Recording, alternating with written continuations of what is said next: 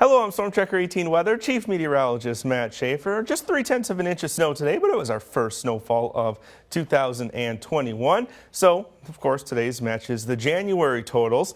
An inch point and a little bit more, 1.2 inches below average. That's where we sit for January, but it's so early in the month that this stat really doesn't matter that much. And the reason being, they calculate the average snowfall, and of course this is the departure from the average, so where we are in comparison.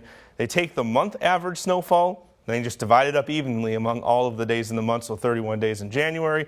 Comes to about 4/10 of an inch per day. The problem is we don't see 4/10 of an inch a day. That's not common. We actually get a lot of snowfalls, usually of larger totals. 2 to 4 inches is the most common. So we get them in chunks, and then we have drier days. So early in the month, that doesn't matter too much. For winter as a whole, though, we have plenty of data on that. It goes technically back to July 1st, though we don't usually see, in fact, we've never seen snow in July or August, but September we can see it. We saw snow in October, and even despite that, we are 4 inches below average. In fact, 13.3 inches on the winter so far. October snowfall of 7 inches, and that really large October snowstorm, that accounts for more than half of our winter snowfall. So it's been pretty quiet through November and December, and just a small snow to start the month of January in the year 2021. The snow that caused that already exiting the state overnight tonight. In between cloud cover, Futurecast has us pretty covered in clouds. I would imagine there's at least a few breaks in there. I'm going between partly and mostly cloudy overnight tonight and through the day tomorrow. Futurecast has us clearing out to a little bit more partly cloudy sky later on in the day.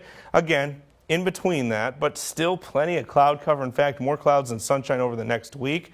Another system is approaching us Wednesday, bringing snow to Minnesota, the Dakotas, and Iowa, but it's really not making progress our way. We got a lot of dry air that's going to prevent it from moving east, at least dry air below the clouds. At the cloud level, well, that's another story. Plenty of moisture, and we still see the clouds, not a lot of sunshine, and despite all that, we're above average. 20 for the low tonight. Our average low is in the single digits for this time of year. Wind chills could be as cold as 10, and that's only from a very light wind. Otherwise, between mostly and partly cloudy and a slight chance for fog. We had it early in the evening. The question is, will it linger throughout the rest of the night or not? Certainly above average temperature-wise tomorrow, between partly and mostly cloudy, so more clouds again, but 32 degrees, above average high of 23, and the winds are going to be light tomorrow, so there's not going to be a wind chill effect.